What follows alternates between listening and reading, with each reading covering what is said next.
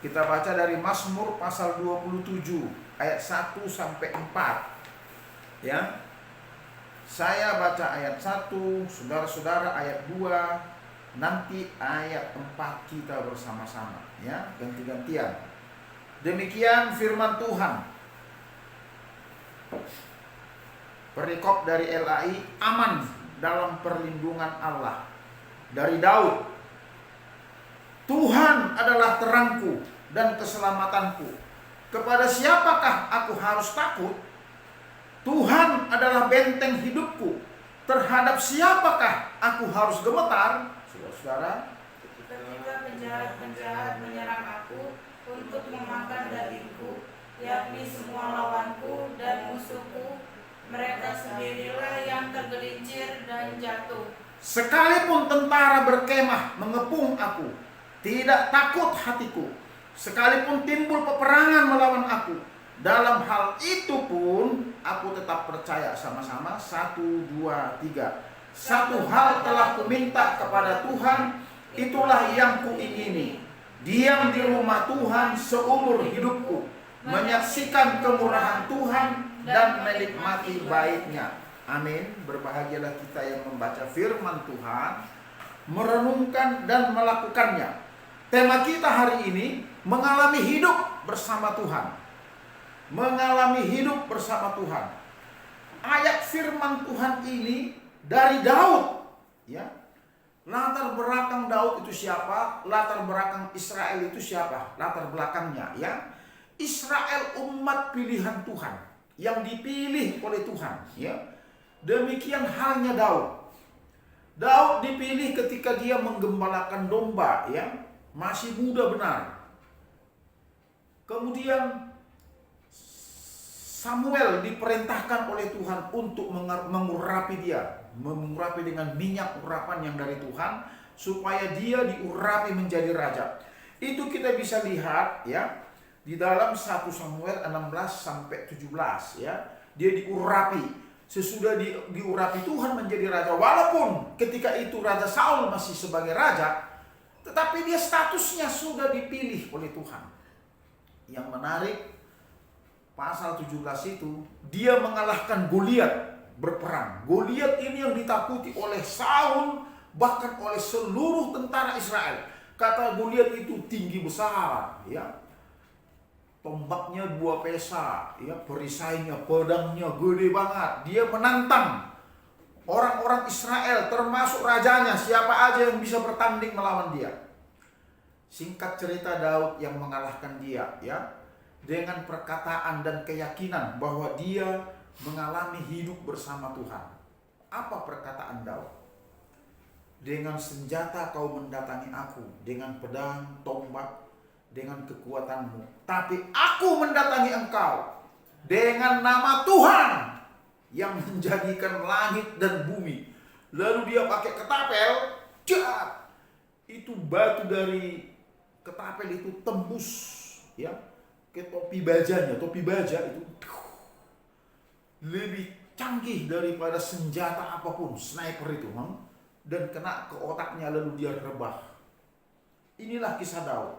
Maka ketika dia menuliskan Mazmur 27 ini, ya, dia berkata, Tuhan adalah terangku dan keselamatanku. Jadi terang itu disejajarkan dengan keselamatan, ya. Ini luar biasa. My light and my salvation. Terangku, keselamatanku. Bukan hanya terang dan keselamatan, tapi kita bahas dulu terang dan keselamatan. Karena Tuhan adalah terang Daud, keselamatan Daud, maka Daud tidak takut kepada siapapun. Amin. Sebaliknya, saudara dan saya, kalau saudara dan saya membuat Tuhan yang kita sembah dalam nama Yesus terang kita, keselamatan kita, maka kita tidak perlu takut kepada siapapun, kepada manusia apapun. Amin. Itu yang pertama, ya. Yang berikut, Daud berkata, Tuhan adalah benteng hidupku, ya. Terhadap siapakah aku harus gemetar? Ini luar biasa, ya. Benteng hidup, ya. Kalau dalam bahasa King New King James Version dikatakan the strength of my life, kekuatan dari hidupku, ya. Strength, kekuatan, power, kuasa, ya. Ini luar biasa. Jadi benteng itu adalah kekuatan Daud, ya. Kepada siapa dia harus gemetar? Whom shall I be afraid? Kalau tadi whom shall I fear, sekarang tidak lagi takut, gemetar. Be afraid, ketakutan. Ini luar biasa, ya.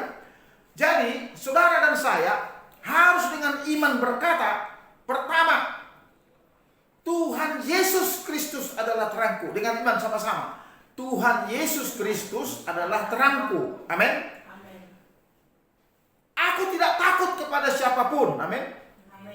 Katakan dengan iman, aku tidak takut kepada siapapun. Yang berikut, Tuhan Yesus adalah benteng hidupku. Katakan, Tuhan Yesus Kristus benteng hidupku. Aku tidak takut, tidak gemetar kepada siapapun. Aku tidak takut dan gemetar karena Tuhan Yesus adalah terangku dan keselamatanku dan benteng hidupku. Amin. 3 poin ini, ya. Jadi Tuhan Yesus terang hidup saudara dan saya, ya. Tuhan Yesus itu keselamatan, my salvation, ya. Keselamatan saudara dan saya, keselamatanku, keselamatanmu, keselamatan kita semua. Bahkan dia adalah benteng hidupku, benteng hidupmu, benteng hidup kita semua. The strength of our life. Amin. Itu yang pertama, ya. Pertama itu ialah percaya kepada Tuhan, ya. Percaya kepada Tuhan yang kita sembah dalam nama Yesus. Itu ayat 1. Jadi Daud percaya betul kepada Tuhan. Saudara dan saya, kalau tidak percaya kepada Tuhan yang kita sembah dalam nama Tuhan Yesus Kristus, sia-sialah ibadahmu. Sia-sialah kau menjadi umatnya, menjadi anak-anaknya. Sia-sialah kau ke gereja menyembah Tuhan, karena kau tidak membuat dia menjadi terangmu, karena kau tidak membuat dia menjadi keselamatanmu, karena kau tidak membuat dia benteng hidupmu. The strength of your life. Ini penting, ya. Benteng hidup yang membentengi. Nah, konteks Israel zaman dulu, dalam peperangan selalu harus ada benteng, tembok, ya. Nah, tembok inilah yang membentengi supaya tidak diserang oleh musuh. Pemanah-pemanah dia harus pakai perisai begini. Jadi kalau ada panah dari luar dia nancap atau tombak, ya, itu dia selalu ada benteng. Itu dia. Itu sebabnya Daud menganggap Tuhan itu bentengnya, yang membentengi hidup dia, kekuatannya, yang menjadi dasar dia percaya kepada Tuhan, ya. Karena dia sudah mengalami Tuhan. Amin. Ya. Yang kedua, rupanya ada penjahat-penjahat, ada lawan, ada musuh, ya. Penjahat-penjahat itu memakan daging. Ini luar biasa. Jadi penjahat di dunia ini digerakkan oleh iblis, Bapak Ibu Saudara. Ingat baik-baik, ya. Dia memakan daging. Bisa aja penjahat-penjahat ini berupa apa? Sakit penyakit yang menggerogoti tubuh kita, ya. Ini tubuh kita ini bait Allah, ya. Dengan iman kita harus percaya, kita tengking, kita usir segala sakit penyakit dalam tubuh kita ini. Tuhan, aku minta tubuhku adalah bait Allah, bait Roh Kudus, Kristus hidup di dalam aku. Bagiku hidup adalah Kristus, mati adalah keuntungan. Pernyataan hidup adalah Kristus. Berarti tubuhmu ini adalah bait Kristus, bait Allah yang hidup, bait Roh Kudus. Jangan biarkan tubuhmu ini dikotori, terutama oleh sakit penyakit. Amin.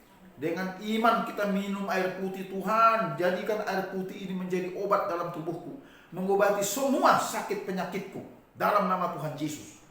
Jadi kita ingat itu. Jadi ada penjahat menyerang. Jadi yang kedua ini, Tuhan tidak membiarkan kita menghadapi musuh, lawan, ya, penjahat-penjahat. Ada dikatakan ini. Jadi ada penjahat-penjahat yang akan menyerang saudara dan saya, memakan daging kita, ya.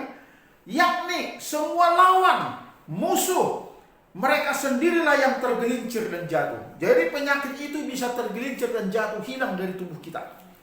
Ya, kalau kita menjadikan Tuhan terang kita, ya. keselamatan kita. Jadi bukan hanya selamat untuk masuk ke surga, juga di dunia ini kita perlu selamat. Amin.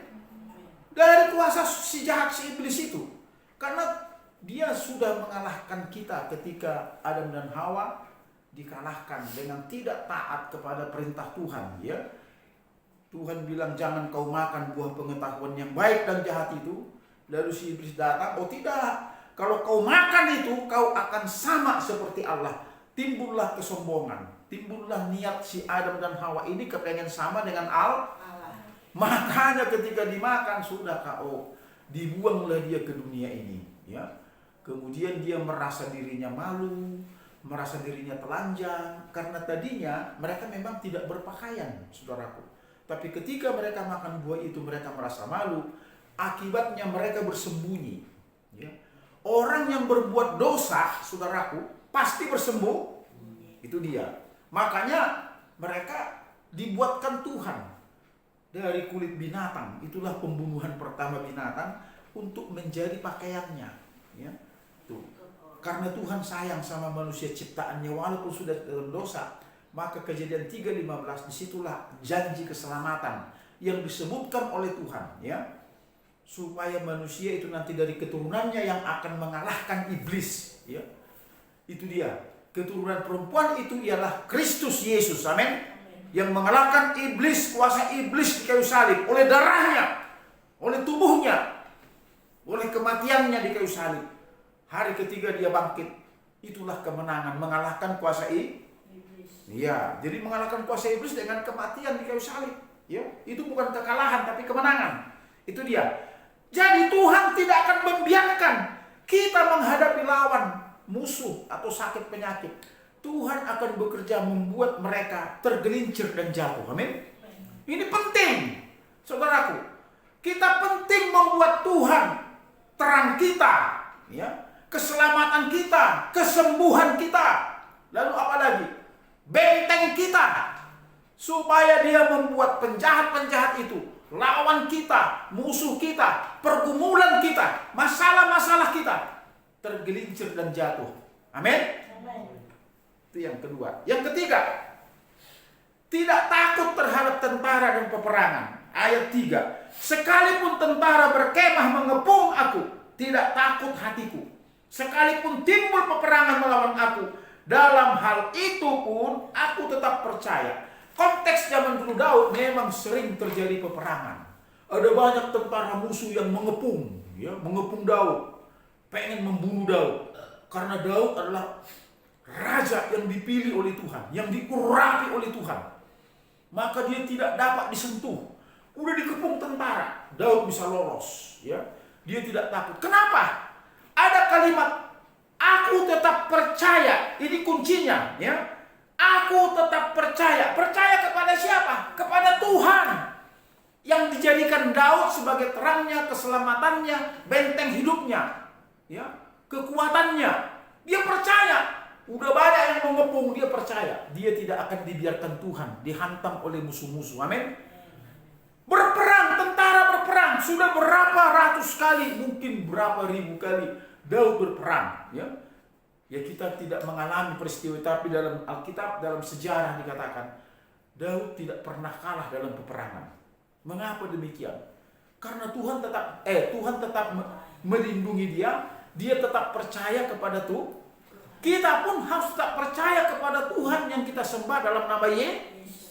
Percaya terus. Supaya ada musuh, ya, ada iblis seperti singa yang mengaum-ngaum, yang siap merobek-robek, menerkam kita. Tapi kalau kita tetap percaya kepada Tuhan Yesus, maka kita akan aman dan selamat. Amin. Itu yang ketiga. Yang terakhir, ada doa permintaan dan keinginan kepada Tuhan. Apa itu? Dikatakan demikian. Satu hal telah kuminta kepada Tuhan, itulah yang kuingini. Ada keinginan, ada permintaan. Diam di rumah Tuhan, itu yang pertama, ya. Dwell in the house of the Lord. Dwell in the house of the Lord. Diam di rumah Tuhan. Dan seumur hidup, bukan hanya temporary, ya. Seumur hidup. All the days of my life, seumur hidupku, setiap hari dalam kehidupanku, bahkan setiap detik, setiap second dalam hidupmu. Ya, diam di rumah Tuhan. Jadi Tuhan itu diam. Siapa rumah Tuhan? Kitalah rumah Tuhan. Amin. Diam di rumah Tuhan. Artinya kau jangan keluar dari rumah Tuhan. Yang kedua, menyaksikan kemurahan Tuhan. To behold the beauty of the Lord. Menyaksikan kemurahan, kasih karunia, anugerah Tuhan. Jadi kalau kita diam di rumah Tuhan, sudah pasti ada anugerah Tuhan, ada kemurahan Tuhan. Yang ketiga, dan menikmati baiknya, and to inquire in His temple. Jadi ada bait Tuhan yang dinikmati. Inilah yang dikatakan, ya. Inilah yang dikatakan oleh Daud, ya, keinginannya, ya. Diam di rumah Tuhan seumur hidupnya. Menyaksikan kemurahan Tuhan dan menikmati baiknya. Ada hubungan yang baik antara Daud dengan Tuhan. Ada hubungan yang baik antara saudara, saya, kita semua dengan Tuhan. Terus menerus. Mengalami Tuhan seumur hidup, setiap detik dalam hidupmu. Sebab kita adalah bait Allah, bait Kristus Yesus, bait Roh Kudus. Roh Kudus diam di dalam kita, amin. Nah, kita baitnya, kita hidup. Ya, itulah kerinduan, itulah permintaan Daud kepada Tuhan, keinginan Daud kepada Tuhan. Diam di rumah Tuhan seumur hidup, menyaksikan kemurahan Tuhan dan menikmati baitnya. Saudara dan saya harus menikmati tubuhmu, baitmu, bait Tuhan, ya, bait Allah. Menikmati apa? Ada kuasa di sini, kau nikmati. Tiap detik kau adalah rumah Tuhan, bait Allah, bait Roh Kudus. Amin. Nah, apa kesimpulannya? Kesimpulan yang pertama, jadikanlah Tuhan Yesus terang hidup kita. Amin. Keselamatan kita, benteng kita. Amin. Yang kedua, kalau kita membuat Dia terang kita, keselamatan kita, benteng kita, maka semua penjahat, semua lawan, semua musuh, semua masalah, semua pergumulan, sakit penyakit apapun, Tuhan akan buat tergelincir dan jatuh. Amin. Itu yang kedua. Yang ketiga, saudara dan saya jangan takut lagi terhadap siapapun. Terhadap musuh yang mengepung, terhadap peperangan, tentara, apapun namanya. Kuncinya, hatimu tetap percaya kepada Tuhan. Amin. Yang terakhir, nikmatilah bait Tuhan, maka saudara dan saya akan mengalami hidup bersama Tuhan, menikmati diam di rumah Tuhan seumur hidup, dan menyaksikan kemurahan Tuhan, kebaikan Tuhan, anugerah Tuhan dalam hidupmu, menikmati baitnya. Amin. Kita berdoa, mengucap syukur. Haleluya Bapa, haleluya, terima kasih. Hamba terbatas menyampaikan firman-Mu, tapi inilah yang kami dapat. Bagaimana caranya kami mengalami hidup bersama Tuhan, ya. Pertama, membuat Tuhan yang kami sembah dalam nama Yesus Kristus sebagai terang kami dan keselamatan kami dan benteng hidup kami, ya. Yang kedua, Tuhan akan membuat semua lawan kami, musuh kami, penjahat-penjahat, penyakit, sakit penyakit, ya, juga masalah pergumulan kami akan tergelincir dan jatuh kalau kami membuat Tuhan menjadi terang kami, keselamatan kami, benteng kami. Yang ketiga, kami tidak takut terhadap peperangan, terhadap berita-berita sakit penyakit, COVID apapun, namun tetap kami berhikmat mengikuti prosedur kesehatan, ya, apa yang diarahkan pemerintah. Tapi kami tidak akan takut terhadap resesi. Yang penting kami percaya kepada Tuhan. Terhadap masalah ekonomi kami, keuangan kami serahkan kepada Tuhan. Yang keempat, kami mau diam di rumah Tuhan seumur hidup, menikmati bait Tuhan, mengalami hidup bersama Tuhan. Itulah kerinduan kami, menikmati kemurahan Tuhan, anugerah Tuhan, menyaksikan, menikmati bait Tuhan setiap detik dalam napas kehidupan kami. Terima kasih Bapa. Aku berdoa kepada semua orang yang mendengar, baik yang di tempat ini maupun di luar sana, lewat YouTube atau lewat apa saja, Facebook. Saya minta Tuhan Yesus Kristus, Engkaulah benteng hidup kami, Engkaulah terang kami, Engkaulah keselamatan kami. Biarlah cahaya kemuliaan-Mu memayungi kami, memagari kami siang malam. Kami mau menikmati baik Tuhan, mengalami Tuhan dalam setiap detik napas hidup kami, hidup bersama Tuhan. Terima kasih Bapa. Aku berdoa semua yang mendengar firman Tuhan dan percaya, menjadikan Tuhan sebagai terangnya, menjadikan Tuhan sebagai keselamatannya, menjadikan Tuhan Yesus Kristus ya sebagai benteng hidupnya, maka semua berkat-berkat yang lain akan turun ke atasmu. Dalam nama Tuhan Yesus Kristus. Haleluya. Semua yang percaya sama-sama katakan Amin.